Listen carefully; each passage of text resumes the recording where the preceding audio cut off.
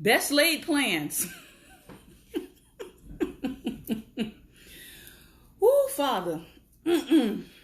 All right. So we're back. I don't know how much longer we'll be back, though. Whew. Yeah. We're back. I accidentally got myself locked out the house. Ooh, Father. Thank God for the husband. All right, so I am back. Sorry about all of that interruption. None of that was supposed to happen. All that was supposed to happen after 12. So, now that that has been straightened out and hubby is down there handling that, we're going to talk about, as we wrap up here, because I'm almost done, we talked about threats and we talked about disrespect online and how it can cost you your livelihood. Thank you. I'm pretty sweaty right about now. Facebook posts are sending people to jail.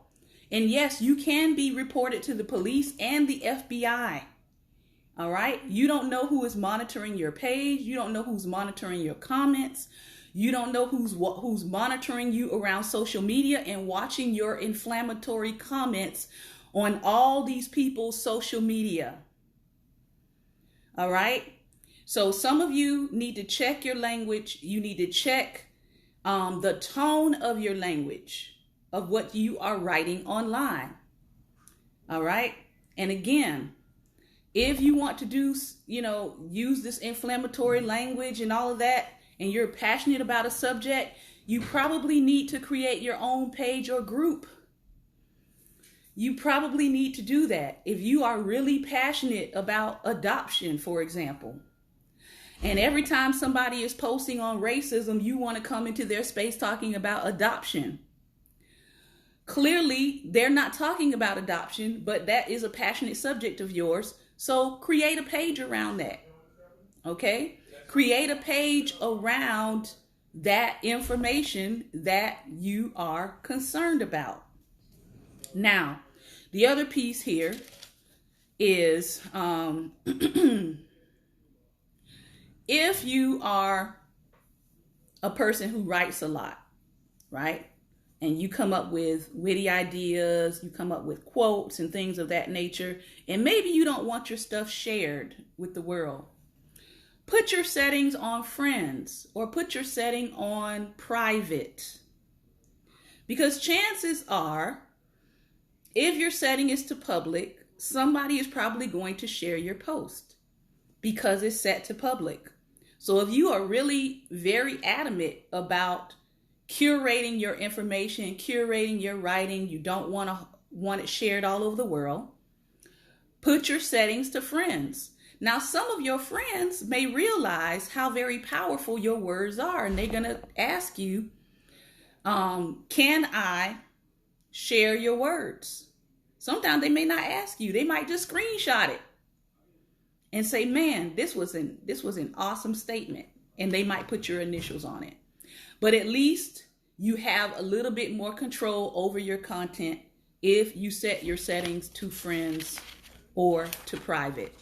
So, again, I'm going to reiterate. Why do people copy and paste? Many times it's because they don't want the continual notifications from your page. That's one of the main reasons why people copy and paste information. But again, if you're copying and pasting information, you do need to cite your source. If you want to be a person of integrity, cite your source if you know the source. All right? I will tell you about an incident I had where there was one friend I had, and I just stopped sharing information from her. And I'm going to tell you why. Because maybe she put up a news article and I saw the news article on not just her page, other people's pages. I would click on the news article. I would read the news article for myself. I would share the news article.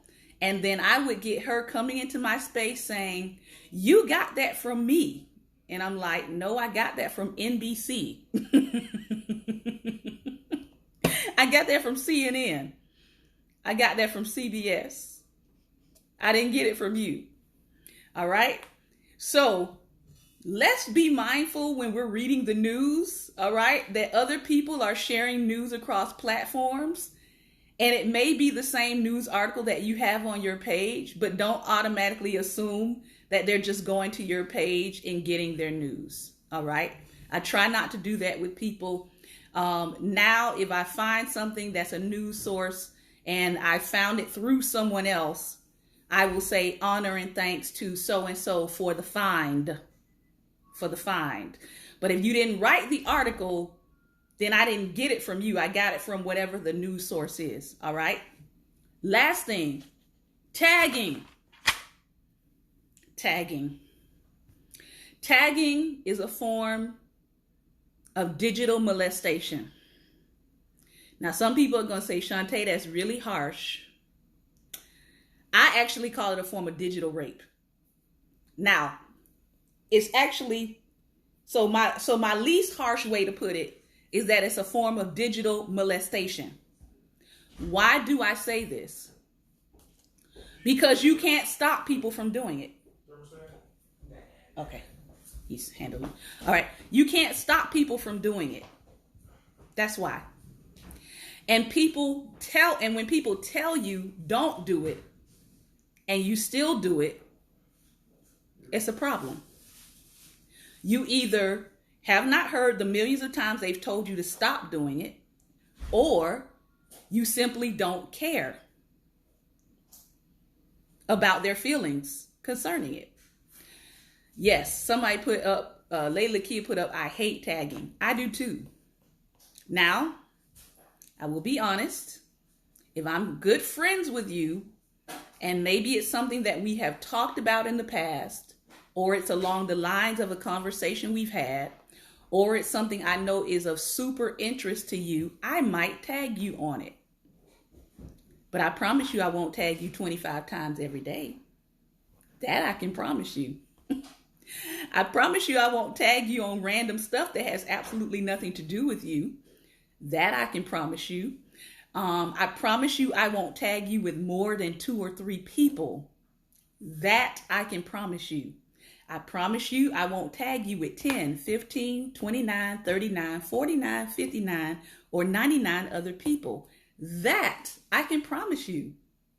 Why? Because I want to keep my friends. So, all right. If you know the person and they've said, hey, this is good information, but don't tag me in the future, then try to respect that, right? Try to respect that. Here's the thing that people don't realize with tagging. Even when a person removes the tag, if someone else shares it, it re-tags you. Okay? Even if you remove the tag, if someone else shares it, it re-tags you. So, here's some general rules. You don't have to tag me in church services. You don't have to tag me in flyers. You definitely don't have to tag me in gruesome images or gruesome videos. You don't have to tag me in what they call potty humor or humor that is like gross, right? People sometimes have things that they just don't want to be tagged in. But the only way you know that is if you ask. That's the only way you know. And what does asking requires? It requires you to just take a pause, take a moment, and just be mindful of other people's space. All right? And here's the other thing about tagging. Tagging is really supposed to be used for people who don't already follow you. If people follow you, they're really already seeing your flyers. They're already seeing your videos, and they're already seeing your events. So you don't have to tag them. Tagging is really supposed to be for people who don't normally come to your space. That you're reaching out to them and saying, hey, I have this thing going on.